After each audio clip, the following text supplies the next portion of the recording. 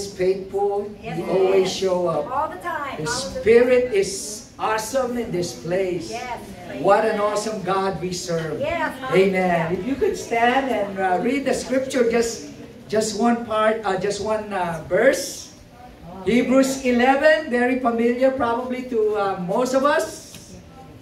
11 verse 31. Can we all read together? By faith, the prostitute Rahab, because she welcomed the spies, was not killed with those who were disobedient. Let us pray. Father, we just thank you, O Lord God, for the beauty of your holiness, for your wonderful promises to all of us who believe, for your awesome presence with us this morning. And most especially, Lord God, for your anointing, O Lord God, that you will bestow upon each one of us, that who may hear you, Lord God. We may hear your voice speaking, O Lord God, intimately to all of us. Speak to me, O Lord God, that I will only speak the very word you would like all of us to hear, that we may be changed and be transformed, O Lord God. That you will give us the revelation that only comes from your throne of grace, because you are gracious and merciful to us, allowing us, O Lord God, to be together again, to worship you, to honor you, and to experience, O God, how awesome is your presence in our midst.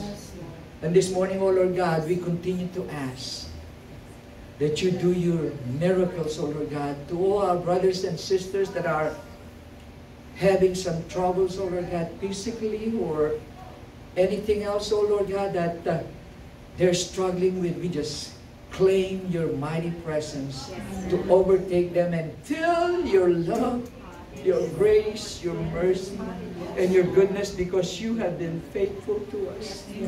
Thank you for your Holy Spirit that is here this morning.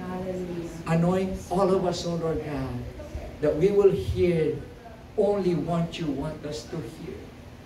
We dedicate this hour to you, and we dedicate, O Lord God, our lives to you, because you deserve all the glory. You deserve all the praises.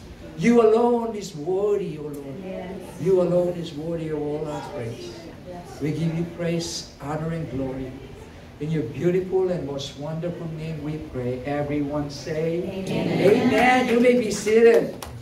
Glory to God.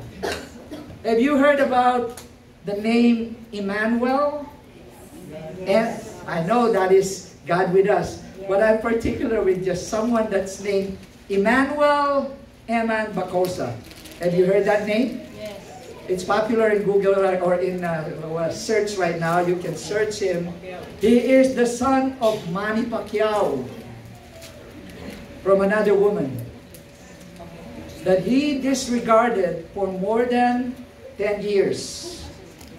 And only recently in 2022 did Manny Pacquiao legally recognize him as his son and have him use the last name Pacquiao. The reason why we were able to, just recently, the reason I was able to hear about that name is because of the Thrilla in Manila 2 that Manny did, and he was there. Eman grew up without the support of this popular, 8-time title holder, famous father. So he experienced hardship in life, but his mother raised him in the way of the Lord.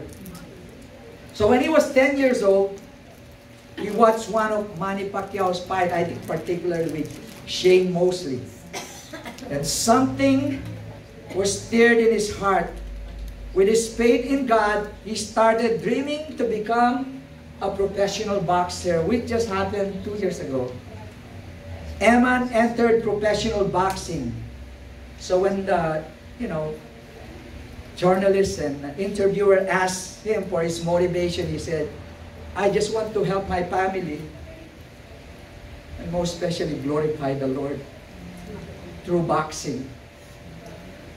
There was no bitterness in him, but love and admiration for his father that he already forgave and they already reconciled, just like I said, just recently. And his faith in the Lord Jesus Christ. All he has is just to honor, glorify God through his boxing. So as the world begins to see his story, Ammon's story unfold, he's not just following a legacy. He's building his life with Jesus as the foundation. One punch, one prayer, and one dream at a time. So what I want to share this morning is that there is only one way to all the treasures God promised to those who come and see. The invitation that Jesus offers through the good news of God for all humanity. You heard this come and see praise last Sunday, right? And that come and see is still the invitation for all of us this morning. And that is the way of faith. Because by faith alone do we become participants of the blessings of the living God. All God's promises are yes and amen. You probably know my story in regards to before I was born again. We were poor, we were 11 in the family, and I grew up feeling that, we grew up poor. You see, true faith is always mixed with every human imperfection. If you doubt that, just take a look at yourself in the mirror when you get a chance. Before the worship ended, I went to the restroom and I happened to see myself in the mirror. And I said, Lord, help me. Because truly, as we look ourselves in the mirror, we're so imperfect. We have so many mistakes, so many flaws. We need God. Can I get an amen for that? Amen. We need God. You may say that you have faith, or at least you try to have faith, and try to be the best looking as you are every Sunday morning, but how close to perfection are you? How close to perfection are you? And that's the point. The reason why we're all here is because we are work in progress. We're still here because God is still working in each of us. Like I said last Sunday, Pastor Cynthia spoke about the transformation of the Samaritan woman who had an immoral past. A whole town was saved because of her testimony. When she invited them to come and see, the people in Samaria saw Jesus and they believed. Like the Samaritan woman, the story of Rahab is in the Old Testament. And her story was far from perfect. She's engaged in what we call prostitution. And yet, her name shows up in an honorable way in the Bible.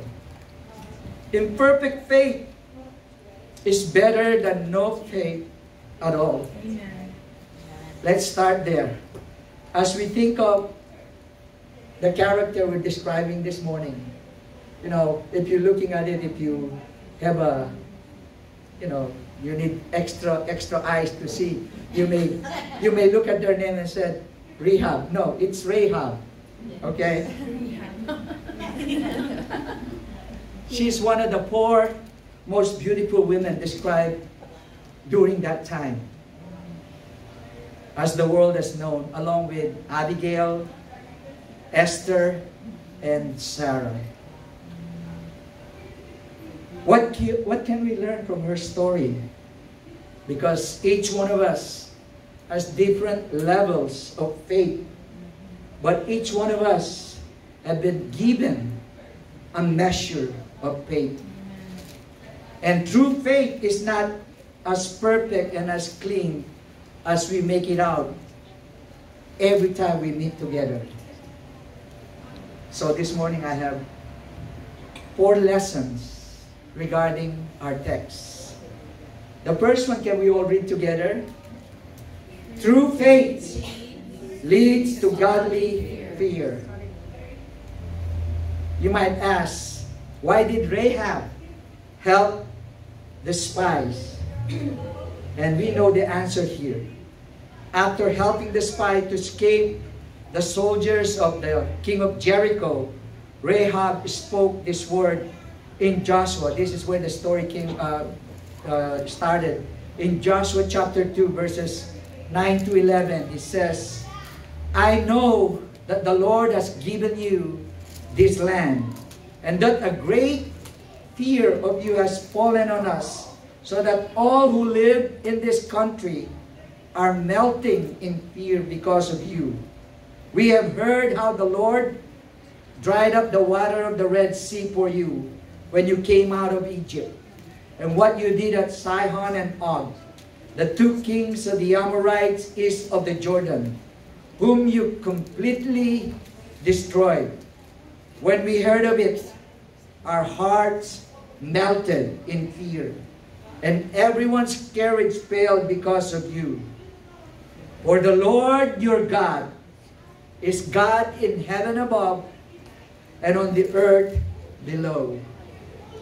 The same God that Rahab is describing here is the same God of New Life in Christ Fellowship. Can I get an amen for that? It is not only Rahab who feared the Israelites. The whole city of Jericho already heard about the miraculous crossing of the Israelites through the Red Sea. And that happened more than 40 years ago, but that story is still alive even up to now, because we know Jesus made a way when there is no way. He made a highway on the Red Sea, right? Since Exodus, that kind of miracles won't go unnoticed. How for 40 years, the God of Abraham, kept them, protected them, gave them victory. Army after army of the greatest power at that time was destroyed because of the God that Rahab is describing here.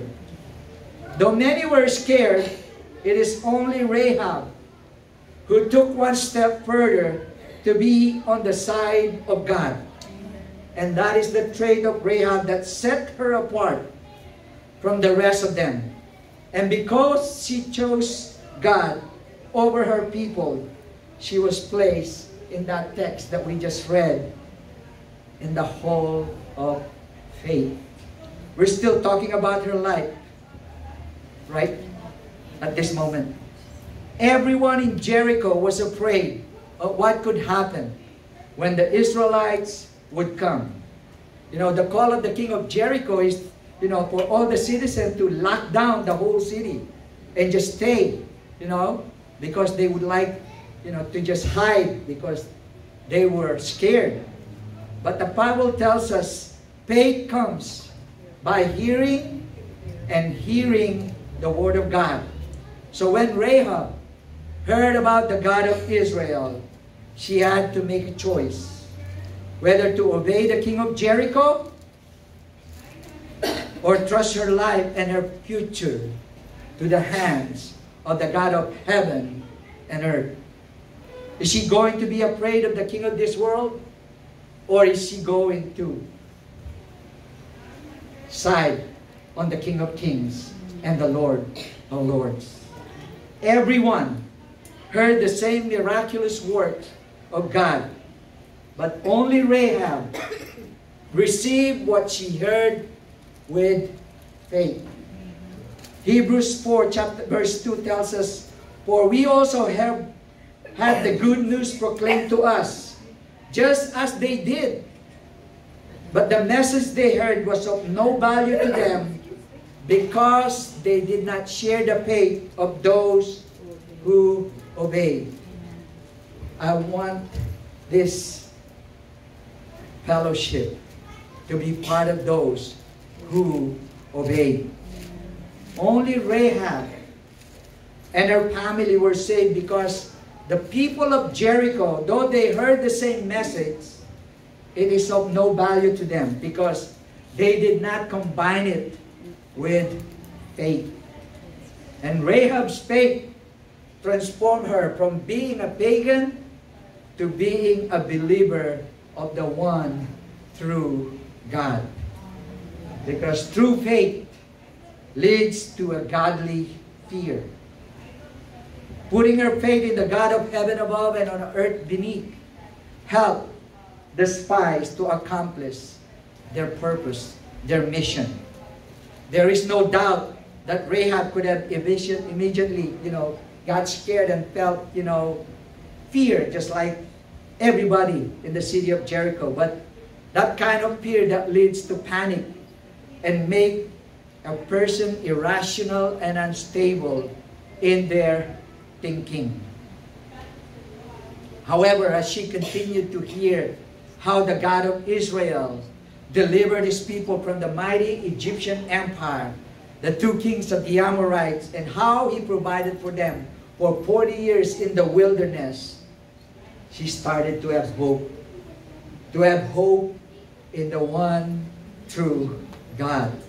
She started to place her faith in God. So slowly but surely, her worldly fear turned into a godly fear, which leads a person to look at things in a godly perspective. Amen? You see, fearing God doesn't mean that we tremble in terror of His presence. Rather, it's standing in awe, in worship, in reverence of His mighty presence, because God is with us. Amen? And God deserves our highest respect, our deepest reverence, our greatest awe, because there is no one like our God. Amen. Amen. No one like our God will lead us to godly fear. Oswald Chambers writes, the remarkable things about God is that when you fear God, you fear nothing else. Whereas if you do not fear God, you fear everything. That's a very powerful word. So many people are scared of their shadows. Probably they don't have the fear of God. Proverbs 1:7 tells us, the fear of the Lord is the beginning of knowledge, but fools despise wisdom and instruction. Same book, in chapter 15, verse 33, says, wisdom, instructions, is to fear the Lord, and humility comes before honor. Rahab feared God, and as a result, her life and the life of her family was spared from the destruction when the Israelites destroyed the city of Jericho. Proverbs 10:27 tells us, the fear of the Lord adds length to life, but the years of the wicked are cut short. And Proverbs 14:27 tells us, the fear of the Lord is a fountain of life, turning a person from the snares of death. So like Rahab, let us commit our lives to having that right kind of fear towards the Almighty God. Because the Lord does not want us to live in a worldly fear like the whole world that is under, the king of darkness is doing. But He wants us to have the spirit of power, of love, and of a sound mind, because we fear God. Amen? Like what Solomon, the wisest man during his lifetime, has said in the last chapter of Ecclesiastes, verse 13. Now, all has been heard, and here is the conclusion of the matter. Can we read that part? Fear God and keep His commandments, for this is the duty of all mankind. That is our duty every day.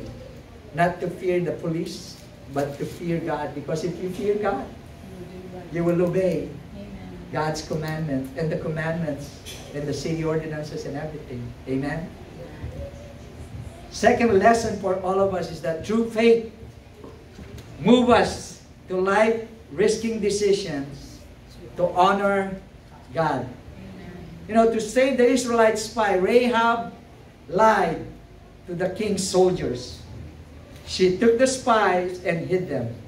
When asked where the spies were, she obviously was lying to protect the spies.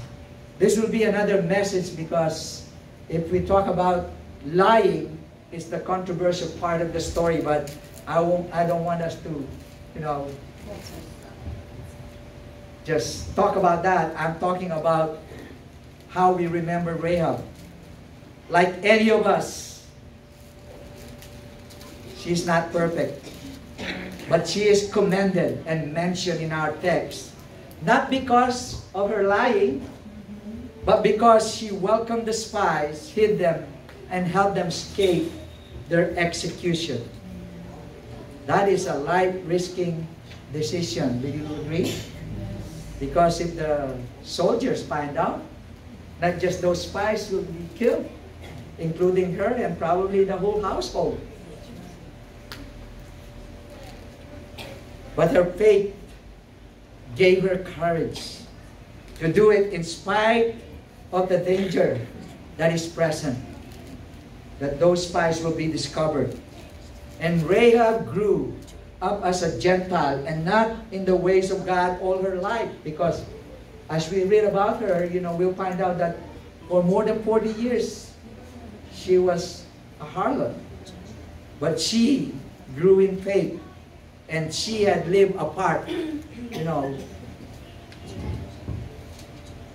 from the ways of the land of Jericho as she learned about the Lord.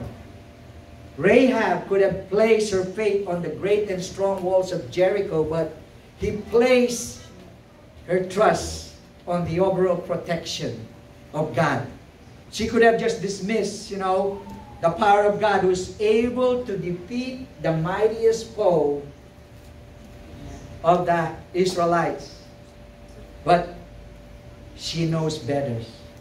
She may never fully understood it in the magnitude that you know, we know about right now, but she wants to be on the side of God. Amen?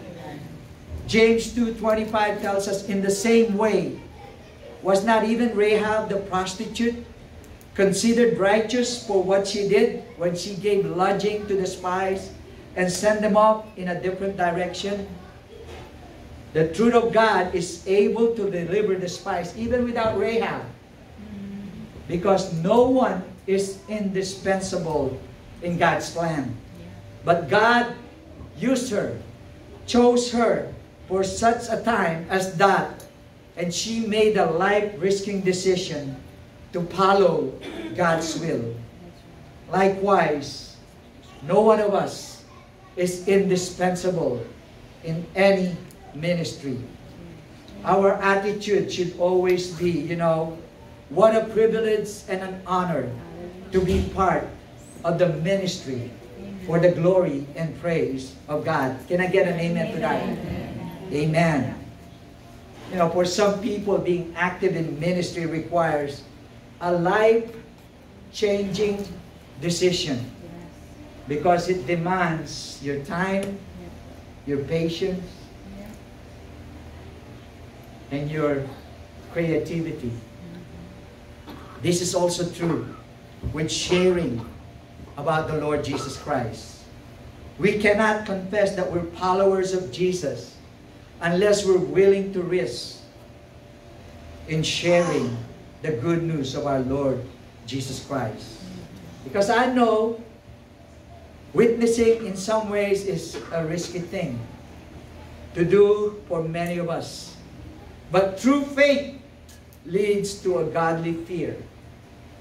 You know, the apostles said, better fear God than men when they were, we learned that story in the book of Acts, right? We better fear God than men. That brings us to our third point, which is, can we read it all together? No one is beyond the reach of God's grace. Amen. His plan, God's plan, extend to everyone. Even those we considered too far gone. Even those we considered unredeemable. Even those we gave up on. Because God's grace is more than all the sins in this world. You know, the Bible gives us so many examples, starting from the very first, book of the Bible up to the last book of the New Testament. From the first book of the Old Testament to Revelation, give us some examples of flawed people. People who were used by God because they know God is gracious. God is merciful. Earlier we just said about it that the steadfast love of the Lord never stops. It's always new in the morning. You know, if I give you some example, we could start with the first couple, Adam and Eve. Because their very first sin was disobedient, right? And they became what? They became blame shifter. Adam said, she made me do it. And Eve said, the devil made me do it. Right? That's the first, imperfection that was experienced in the Garden of Eden. We can think about their son Cain, who murdered his brother, Abel. If you think about Abraham, the father of many nations, he told his wife, he says, oh, I will tell the king that you're my sister. Right? So many examples in the Word of God that gives us. Isaac, who was almost killed by his father, did the same sin that his dad did. He concealed, his marriage. Telling the king, says, oh, no, that's not my wife. Moses, the humblest, man on the face of earth, had a problem. He lost his temper, right? And murdered those Egyptians as well. Samson, who will make Arnold Schwarzenegger and James Ventura look,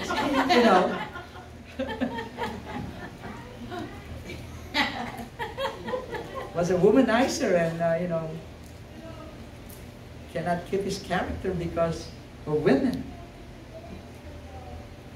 Saul,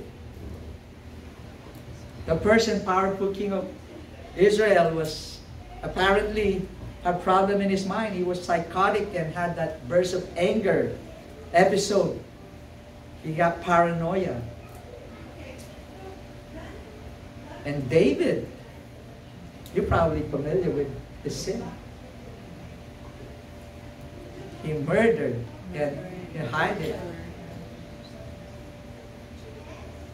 The New Testament, we know about the apostles.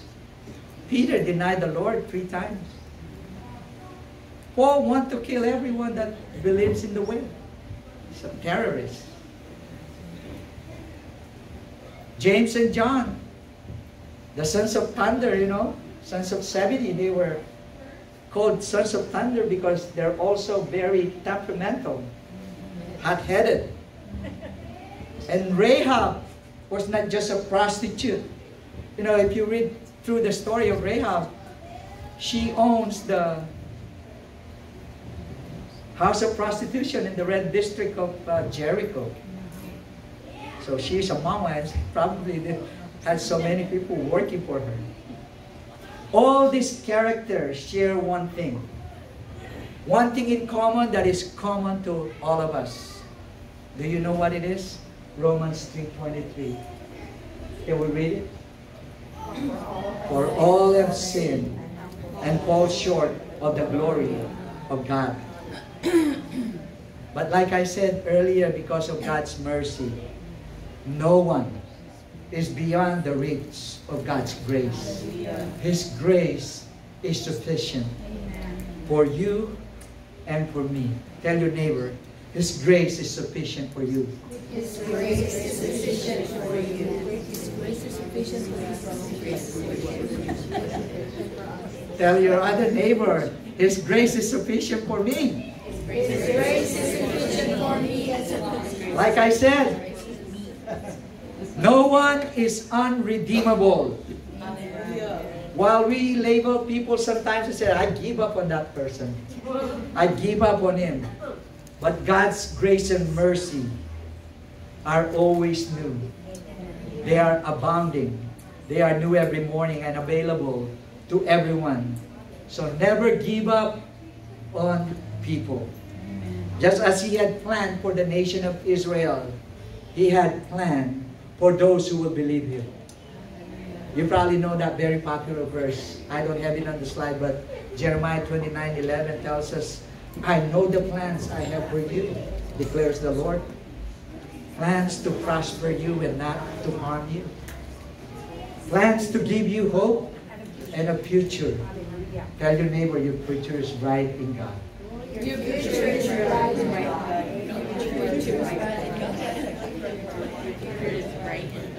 Hallelujah. Glory to His name. You know, Rahab may not have made it to the list of those who can share the good news because of the,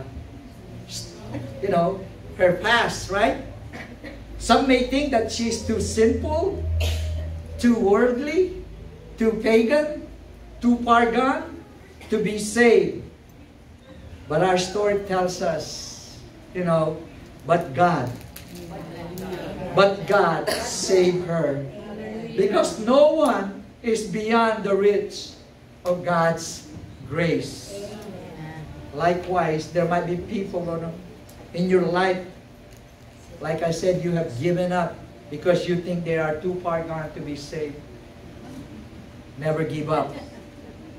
Tell your neighbor, never give up. Because God's ways are higher than our ways.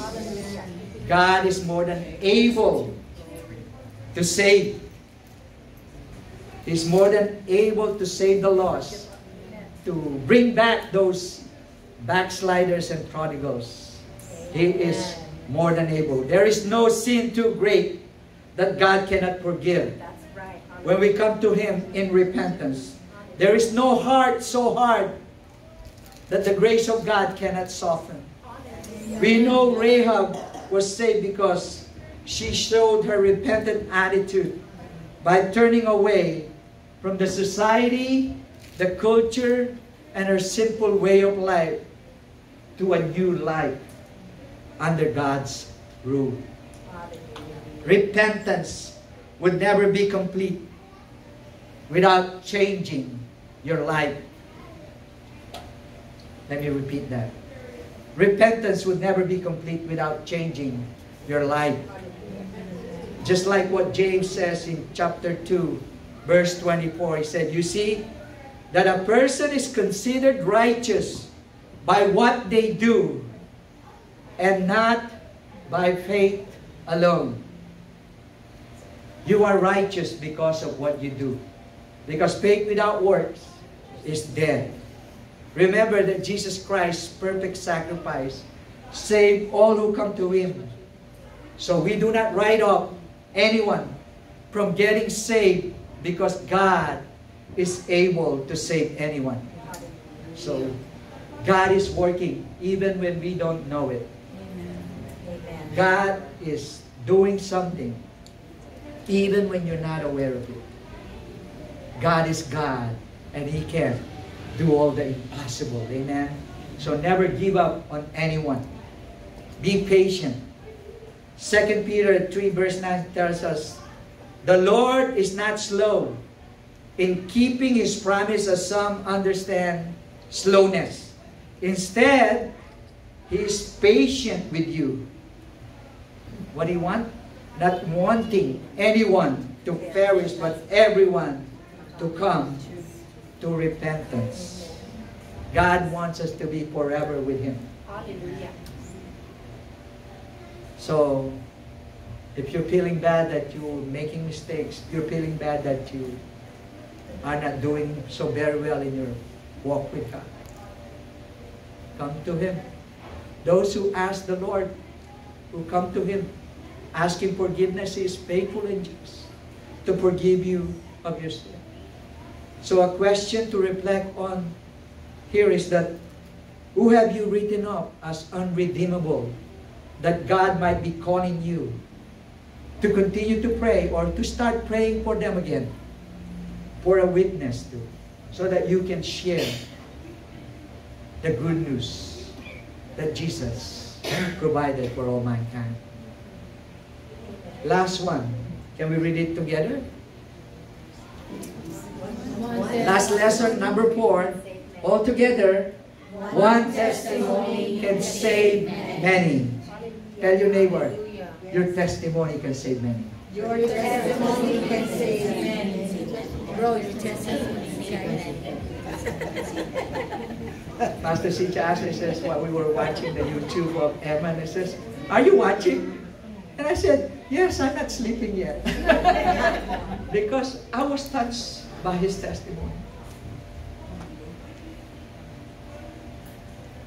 As you know, the social media is a very good platform, so we need to be, if you want to be part of the social media platform, you need to be what? Doing everything you can to share whatever things are true, whatever things are noble, whatever things that are good report.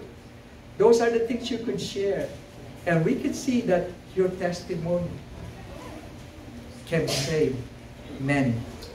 Joshua chapter 6 verse 25 tells us, "But Joshua spared Rahab, the prostitute, with her family and all who belonged to her, because she hid the men Joshua had sent as spies to Jericho.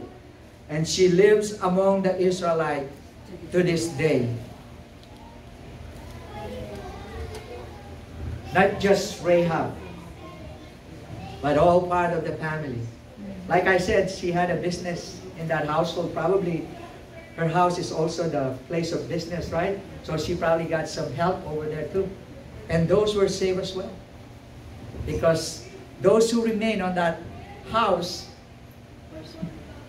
the Israelite promised her, says, "We will not touch anyone that is inside your house." Rahab is not only a Canaanite who was saved. Her family and those who were inside that house when the Israelite attacked Jericho. It reminds us of the Samaritan women that was shared last week. The whole town got saved because of whose testimony? Of her testimony, right? The whole Agat may be saved, sis, with your testimony. John 4:39 tells us, many of the Samaritans from that town, what happened to those many Samaritans in that town where the Samaritan woman lived? Believed in Him because of the woman's testimony. This is the type of faith Rahab has. Remember, she was just hearing about the Israelites. She was not with them in the wilderness. She just heard about it. She only heard those wonderful things God did for the Israelites. But she believed them. She believed in the God of the Israelites. So as we learned last Sunday, when you have an encounter with the God of heaven and of earth, you cannot keep it to yourself.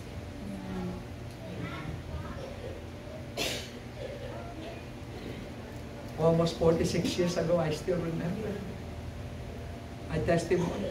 But as I was singing our worship there at the back, not just that testimony, but those, I think they're high school students that were teaching BBS, Vacation Bible School, to our places. They go around and gather kids. Partly I was like 8 years old and went, and because they're giving candies, you know, very much similar to what I did when I started teaching young kids before I left the Philippines. Every Saturday after my Bible lesson, Bible school, I go to the next town and share the goodness of God by myself on that little shack where all the goats, you know, go for when it's raining. They all go there. It's just a little shack on a village, and I get all the kids and say, "Oh, I got candies that I gave them." I remember, I cannot remember their name, but their testimony made me stand in the pulpit,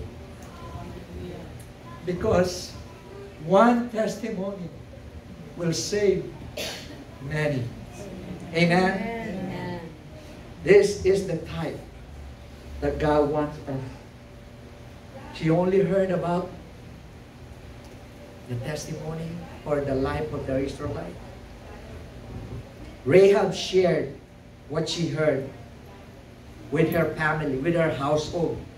And that's why when she told them to go and be there, when the Israelite will attack the city, they're all gathered there, probably similar to those disciples that were on the upper room, right? They're all together. To be spared from that sure destruction that would fall on the city of Jericho. They came because they believed. They believed and they were saved. One person testimony can inspire and transform many lives, showing that shared faith can have a ripple effect of changed lives. Amen. I think it's more than 3 years ago when Brother Jojo stepped in. July of 2022, one Sunday he was here. And this morning he said, everything is good, Pastor. God is doing it. I remember, because we give them a welcome card, and it says, who invited you? And his card says, walk in. No one invited him. God invited my brother. Amen? Our story is a remarkable story on how God can use us. Yes. No one, every time we say it here in the pulpit, right? No one is perfect, but God is perfecting us. Yes. One day at a time. Yes.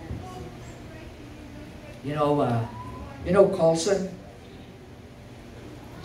Chuck Colson is the Prison Fellowship founder. Chuck Colson Ministry is the reason why prisons all over the world have ministry. It has touched the lives of millions, showing that no one is too far gone to be redeemed. His journey from political disgrace to being a beacon of hope for all the incarcerated is a testament of God's ability to save many with the testimony of one person. You know, as we all know, he was called the hatchet man of Richard Nixon. So he was like, he got incarcerated, but God used him for the praise and glory of his name. And founded Prison Fellowship Ministry, that, you know, the reason why all correctional facility open up for religious services, because of that. Glory to God. Likewise, tell your neighbor, your testimony can save many. Your testimony can save many. Your testimony can save many. You know why? Let's all read together Ephesians 2:10. For we are God's handiwork, created in Christ Jesus to do good works which God prepared in advance for us to do. Is there any better work than leading someone to eternity? Is there any better work than leading someone to know the one true God? Like what we've been saying here, we're not sharing religion. We're sharing a personal relationship to the one true God.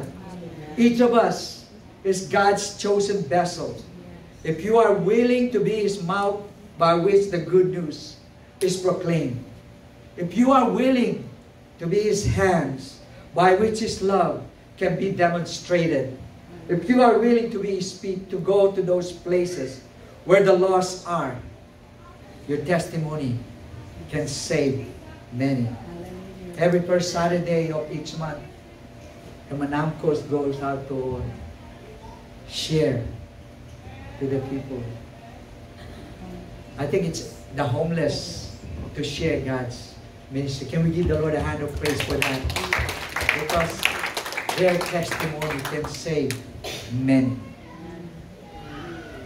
Don't let the devil stop you from obeying God. Never give up. Because the one that is in you is greater than the one that is in the world. When you fear God, you fear nothing else.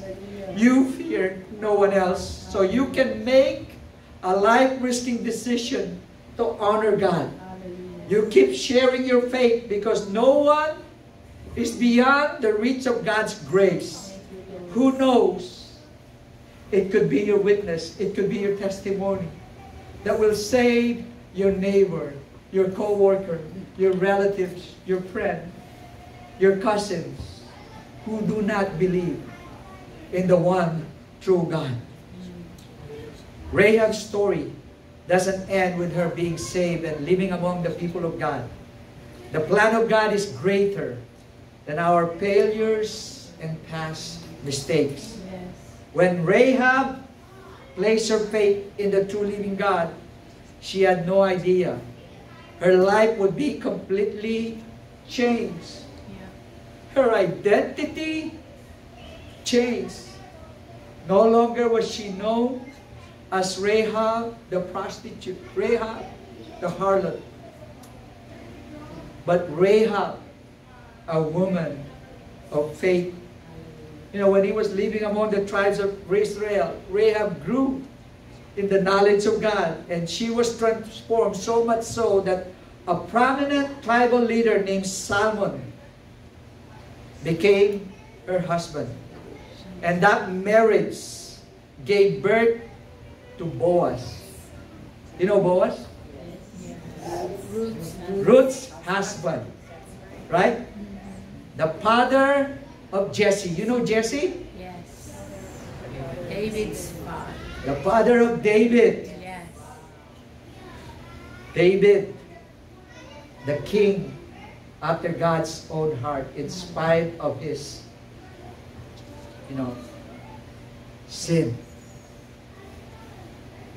The Bible described him as the man after God's own heart because of his obedience. Right away, he recognized his sin and he repented. Likewise, you're not perfect, I'm not perfect, we're not perfect. If we make mistake, if we sin, God can hear you. All you have to do is what? Repent. He is faithful and just to forgive us our sin. It is our pride that keeps us away from the presence of our God.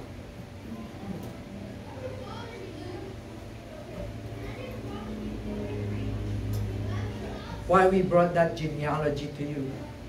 Because in spite of Rahab past history, she became part of the lineage, the genealogy of the Messiah.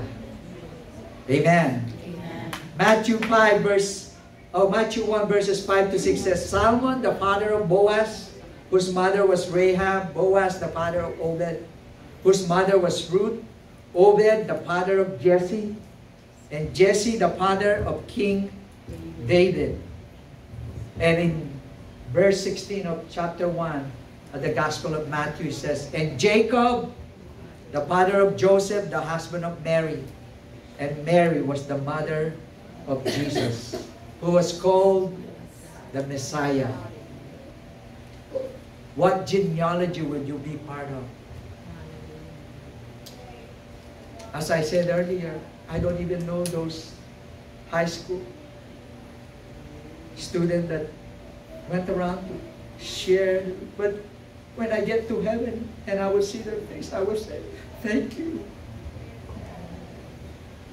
for letting me know to have faith in the one true God. Both James and the Hebrew writers know that, she is a prostitute, but they included this not to shame her, but to inspire all of us. No sin is so big that the grace of God cannot forgive. Rahab's life should inspire and lead us to trust God and obey Him. No matter who you are, tell your neighbor, God can use you. Wherever you are, God can use you. God can use you.